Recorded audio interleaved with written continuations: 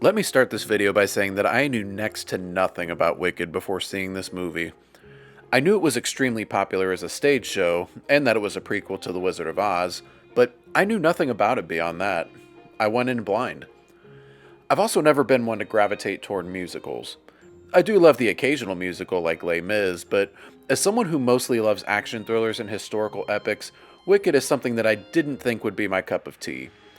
All that being said, this is easily one of the best movies of the year.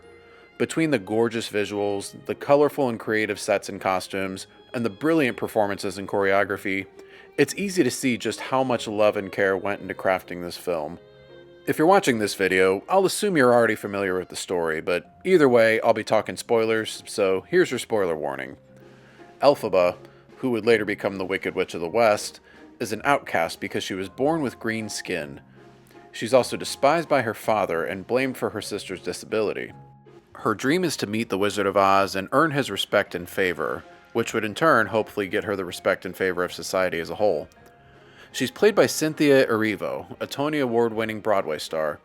Her singing voice is absolutely incredible, and the way she hit those high notes in defying gravity was chill-inducing.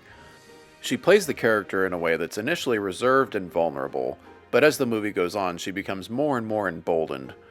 Her facial expressions behind the green makeup really say a lot, and her performance helps make Elphaba a character that's really easy to root for. After being ordered to watch over her sister at Shiz University, Elphaba meets popular girl Glinda, played by Ariana Grande. Grande has mainly been known for her pop music, but her background in musical theater really shines through here. If it seemed like she's been waiting her entire life to play this role, well, it's because she actually has. Her screen presence is undeniable, and she showed off some amazing comedic timing and delivery. Yeah, she's pretty hilarious in this movie. Her physical comedy was also great, an example being the dramatic way she plops under her bed when upset. Where this movie shines is with the chemistry between the two leads. With Elphaba being so reserved and calm, and Glinda being so over the top, they play off each other really well.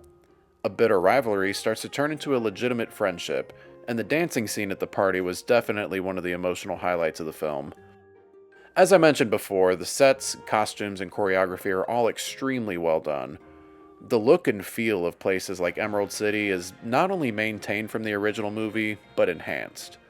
After seeing so many blockbusters use the generic CGI backgrounds and obvious green screens, it's refreshing to see a film that puts so much time and effort into its look. It's visually immersive in a way that might even rival the Avatar movies.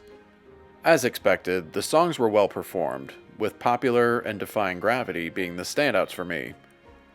There were certain characters like Bach, Nessa Rose, and the Prince that will probably have bigger roles to play in Part 2, but I didn't really get a whole lot out of them in Part 1. Like I said, this is all my introduction to Wicked, so I have no idea what's going to happen in Part 2. I do think there were certain scenes that dragged on a little bit longer than necessary. The library dance scene with the prince comes to mind. I understand that the director wants to hit every major scene and song in these movies, which is great, but I think the pacing at times was a little slower than it needed to be. It also wasn't clear to me why the flying monkeys changed loyalty so quickly at the end. They went from chasing Elphaba to flying along with her, and no real transition that I noticed at least. Maybe someone can explain that to me in the comments. That being said, these are pretty minor gripes for what I thought was an incredible movie. As someone who isn't usually a musical theater guy, I gotta say that I thoroughly enjoyed this film, and I'm really looking forward to Part 2 next year. Let me know your thoughts in the comments. Was this movie your introduction to Wicked like it was for me? Or are you familiar with the stage show? And how does it compare? Like and subscribe if you enjoy my content, ring that notification bell. Thanks for watching, and I hope you all have a good one.